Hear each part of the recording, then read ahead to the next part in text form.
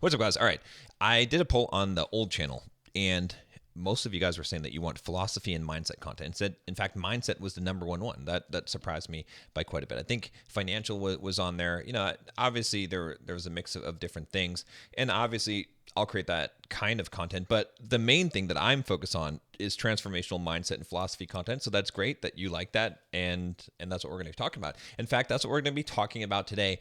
And I think one of the most fundamental things about mindset that you can have is this idea of principles and understanding what principles are, and believing that there are principles that are universal, that are always true, and that there's these different levels of principles, right? And the other thing, before I get too much into this, is that I think that the feedback I got from some of you guys on the old channel, when I was looking through the comments and things like that, is that you want content that is not simple and basic, right? You don't want the basic kind of stuff. You want deeper stuff. And so we're going to get into deep stuff here, okay? I'm not going to create dummy down, watered down type of content at all, and I'm just going to assume that you can hang with me on some of these deeper ideas.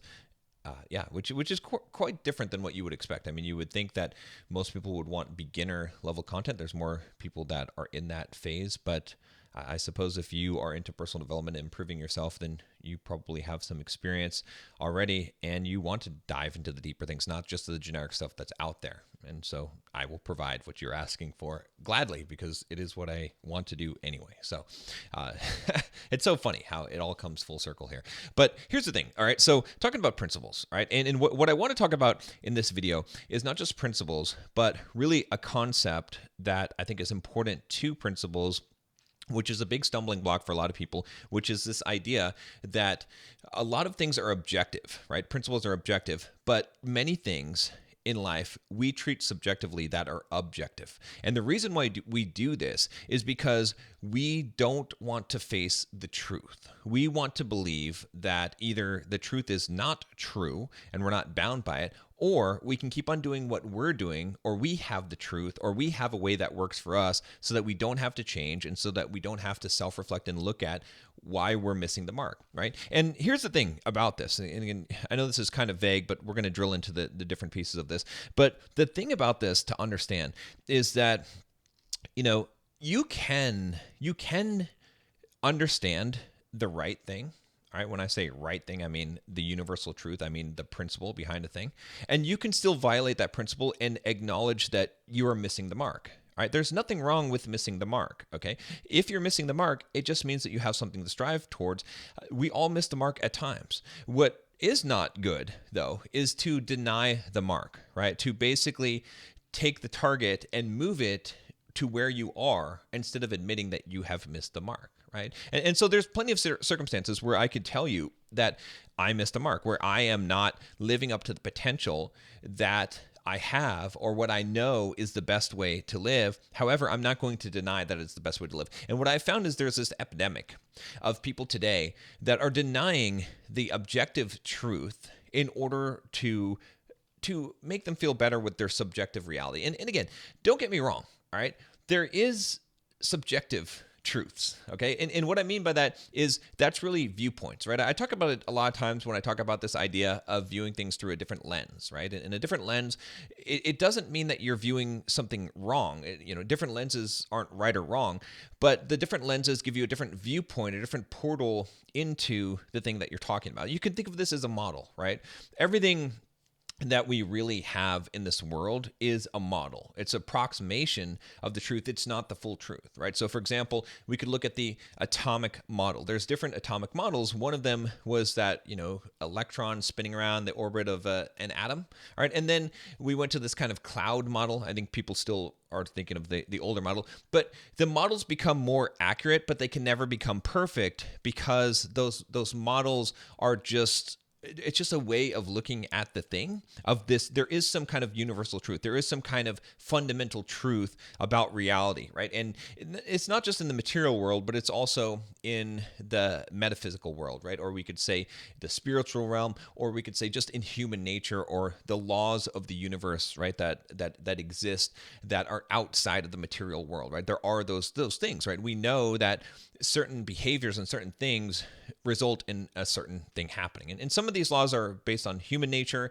and psychology, and some of them are just universal, to a very large degree, right? So hopefully I haven't lost you here. So what I'm saying with this also, if we look at models, is that if you think about even the world that you interpret, right, in this reality, like you're watching this video, okay?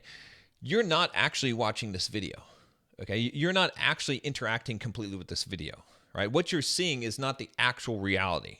What you're hearing is not the actual reality. When you touch your desk, that's not the actual reality, right? Every image that you ever see, everything that you ever touch, everything that you ever experience of the outside world is only a model that your brain has constructed of the outside world based on the 5 sensory inputs that you as a human have, okay? And I stress that you as a human have, okay? Because there are other sensory inputs, right? For example, some birds have a magnetic type of input that they can sense the world. Bats have sonar. So what I'm trying to say with this, and again, I'm going to go off on a few tangents so we can bring this all together, but what I'm trying to say with this is that you have never seen reality. You don't actually know what it is. And so these models are very useful, right? And so we have two things that are happening here, right? So we have the models, which are essentially lenses or ways of viewing the true nature of reality, okay, which we can never see and we can never understand, all right? It's always an approximation, and it can become closer and closer. And a model can be good enough for the purpose that we're using it for. For example, the models that we use for physics, which are not the actual laws of physics, but are models of the laws of physics, like Newtonian physics, they work really, really well, so good, and they're so accurate and so close to the fundamental truth that we can send a probe to Mars and land on Mars, right? If you believe that that's true, right? But, which again, there's no reason to not believe that is true. But the point is that is the level of accuracy that they have. Now, that level of accuracy of that model, of those mathematical equations, might not apply at something that is very small at the quantum level. In fact, it seems like there's a whole different law, there's a whole different principle at work that we don't understand. There must be a unifying, people look for the unified field theory, right? Or a unifying theory of Newtonian and Einstein physics, all right? Or quantum level physics. And that makes sense, right? And so what you have to understand is that the models that we use are generally pretty good for the most part, but they're not the accurate depiction, okay? So then you've got the models that are looking at what we're trying to emulate, or we're trying to understand the true nature of things. And then we've got the actual true nature of things, the actual principles, right? And so you have to understand that these are two separate things, but there are principles, okay? So this kind of brings me back to my main point, which is that you have to understand that there are principles. And if you're going to be constant in life, and if you're going to have success in life, and if you're not going to be someone who is completely swayed by their emotions and is unstable, and in fact, and when I say unstable, I mean that you can't be counted on, or what you do can't be counted on. And the way that you operate and work cannot be counted on. And if no one can count on you and you can't count on yourself, you're really kind of more random, right? So if you want sovereignty, if you want some resemblance of freedom in your life, you actually have to have discipline, right? Jocko Willink is famous for saying discipline equals freedom. And this is why, is because discipline allows constancy, and constancy allows prediction, and prediction allows you to actually have control at that level. And so what I'm saying by this is that you have to have a principle that is guiding what you're doing, right? And what I'm seeing, and the reason why I'm even saying all of this, is because as I launched my new podcast with my wife, Nicole, Better Than Perfect Podcast, which I'll put a link down below if you want to check that out and support us in that new endeavor. I have noticed that a lot of people, and you're going to disagree with some of these things, that's fine, that they take a lot of the principles that we're espousing in that podcast, and they say, okay, well, that works for you and that works for your relationship, but that doesn't work for me, or that's great that you're doing things that way. And yeah, there are some subjective things or some subjective interpretations, but there are some very, very clear underlying principles. And again, I am not going to profess that I understand every single principle, the highest level principles that exist in reality, but I do know some of them, right? And so, for example, let me give you a few of them so that we can have some actual things that you can sort of hold on to and grasp that will make some sense. So one principle, right? Probably one of the highest level principles that exists is that everything should be done out of love, right? Like love is the highest thing that you can strive for, right? And if you're not doing something out of love, you're probably doing the wrong thing, right? That's sort of that principle. Again, is there a nuance to that? Is there a better way of stating that? Is this just a model that represents this principle? Yes, it's not exactly, right?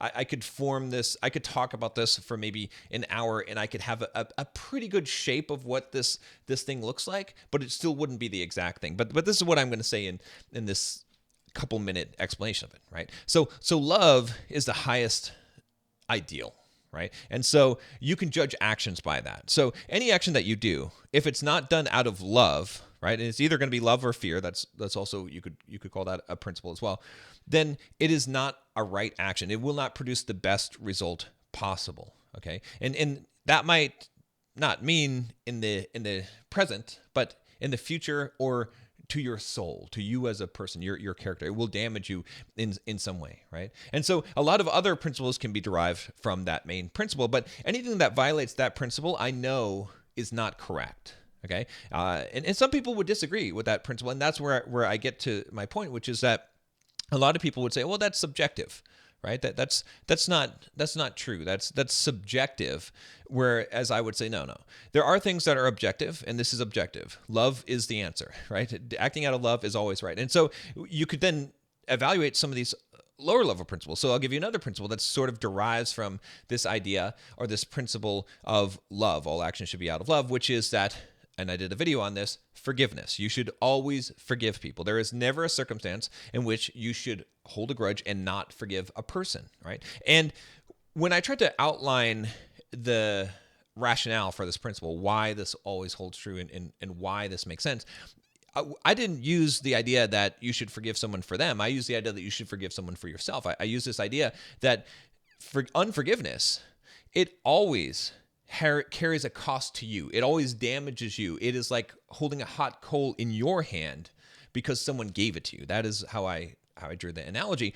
And that's always true. If you think about this, your unforgiveness, it always hurts you. It never hurts the other person, right? And so there is never a circumstance in which holding on to unforgiveness produces a good result in your life. Okay. Now, again, there's some subtleties to this, right? Because a lot of people say, well, what about if someone did something to me and then I forget what they did, and then now I become a victim and they do it again. And so it would be better for me to not forgive them and to hold a grudge, in which case it would protect me from having a future incident where I would be victimized again. All right. And again, the argument to that is based in the model, right? So the model that I'm trying to show you for this principle is one such that the forgiveness, okay, does not mean that, and I use this example in my video, you can check out, I think I did it, is it on the other channel? I think it is on the other channel. But I talked about how, because someone commented this, they said, well, if a dog bites me, should I just forgive him and forget that it happened? And then what if I get bit again? And my answer was, look, if a dog bites you, forgive the dog, okay? Don't hold anything against that dog. That's fine. However, do not stick your hand near the dog's face. Like, you can still have knowledge of the thing and still be smart about the thing, right? And so again, this is a good example of a principle, right? But a lot of people will argue this. In fact, when I did the video on forgiveness, people argued against this principle, and they're like, no, that's not. There are some things that are not forgivable, and I would say no, that is not true. There are some things that you cannot forgive, but do not tell me that there are some things that are not forgivable. That in the sense that it is sometimes beneficial to have unforgiveness, because that is not true. You can tell me, I'm fine with you saying, look, John, I get what you're saying, and I totally agree with you 100%. That is the highest level principle, but I'm just not going to forgive people. I don't want to. I would rather hold the grudge, and I'm wrong with it. Sure, that's fine, but I'm going to make this choice. I would respect that 100%. I respect that. That's totally valid. It's a totally valid choice. Okay. It shows self-awareness to do that, right? Rather than say you're going to forgive and then not do it. That shows a lack of self-awareness. So it is better to say, look, I'm messing up. Okay, I'm falling short of the mark, but that's okay. That's a choice that I'm making right now. So an example of this with me would be, in Eastern philosophy. Well, I mean, again, is it surely a principle?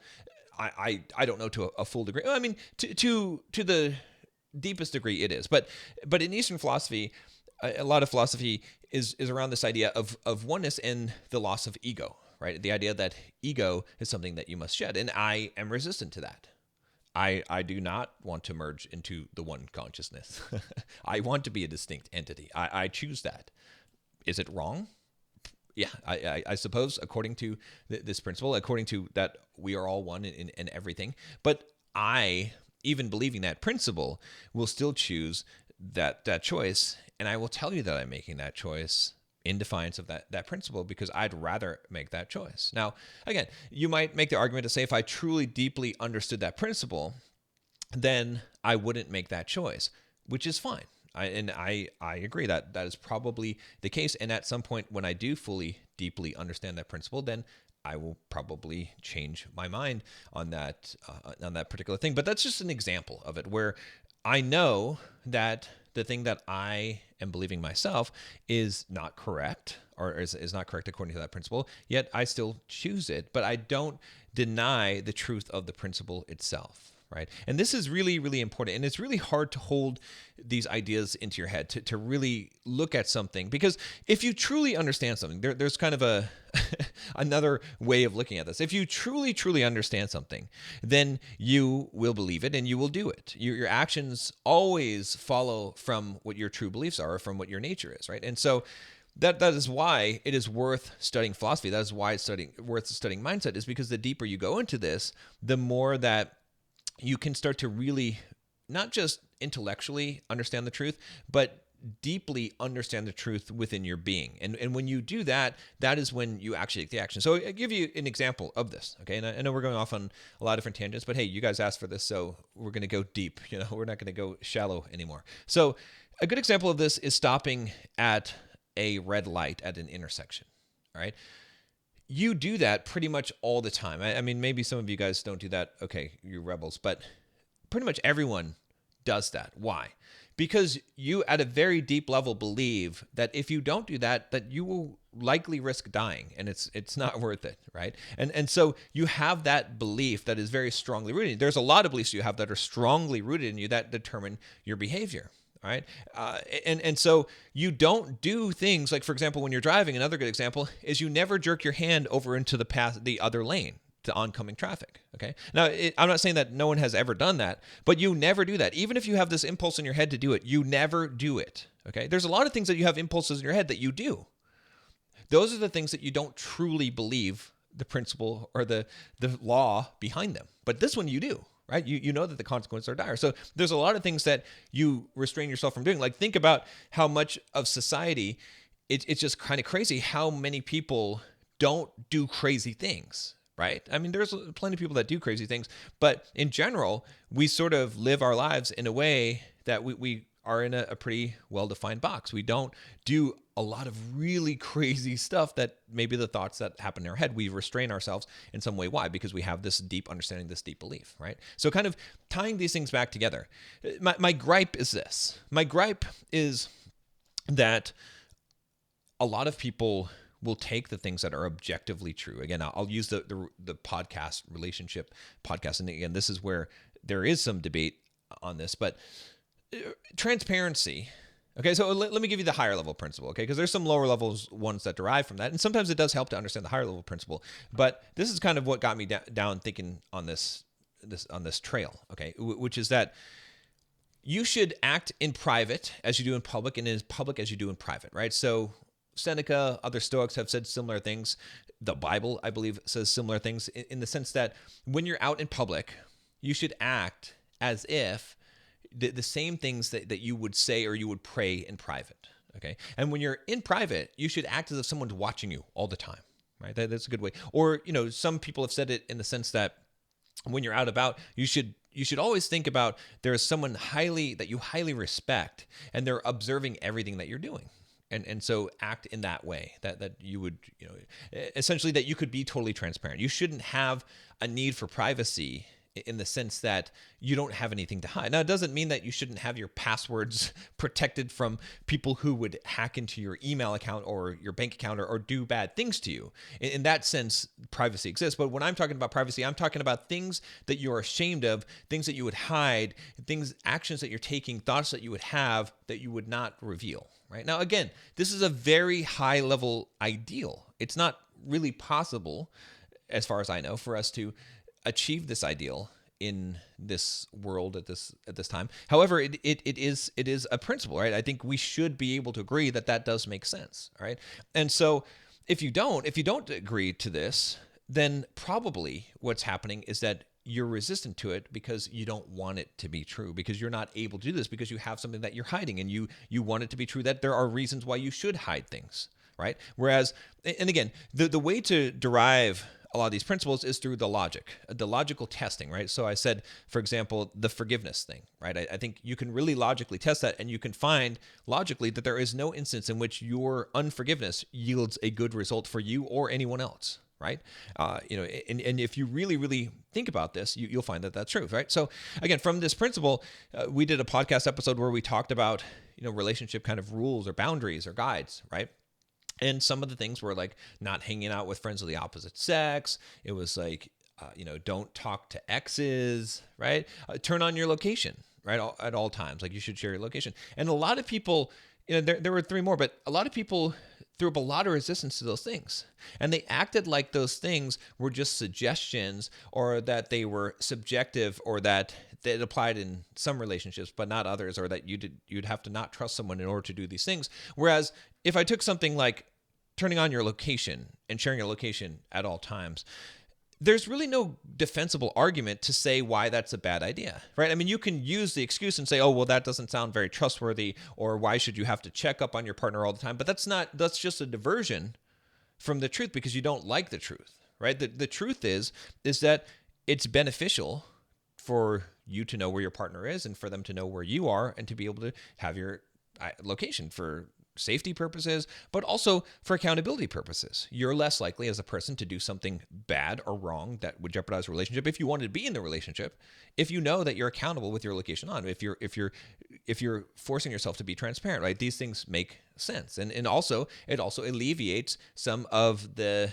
insecurity or stress that you might have of not knowing what your partner is doing, because you can see where their location is, and you also know that they are accountable at the same time as well. So all of these arguments make sense, and there's not a counter argument that makes sense. The only counter argument that I ever heard that ever made sense is like, what if you're getting them a birthday present or some kind of present, and you don't want them to know where you're going, and that's a valid case where you maybe wouldn't have your location at that time, but again, I would question: is it really so valid? Is it really such a critical thing that it is that important in that case? Or are there other ways to do both of these things at the same time? Right? There's there are other solutions for this, but again, you can take the one exception and figure out a workaround or some kind of reasonable thing for that, which again, it could be more complicated than we could talk about here.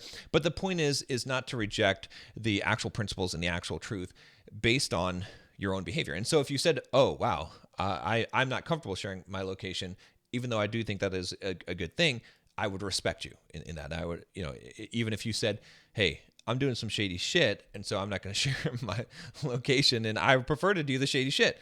Cool. I respect you in that case. You're at least being honest with yourself, intellectually honest, as opposed to fooling yourself. And so a lot of mindset and a lot of stuff we're going to be talking about on this channel in regards to mindset is going to revolve around you being honest with yourself and seeing through things logically to see the actual conclusion of things. So the idea is to seek objective truth, to seek principles in order to live your life, not necessarily to take principles to make them align with your life, right? And there's a big difference between that, and not necessarily that you have to live up to them all the time, because that's not possible. So that is it for today. I'll see you tomorrow.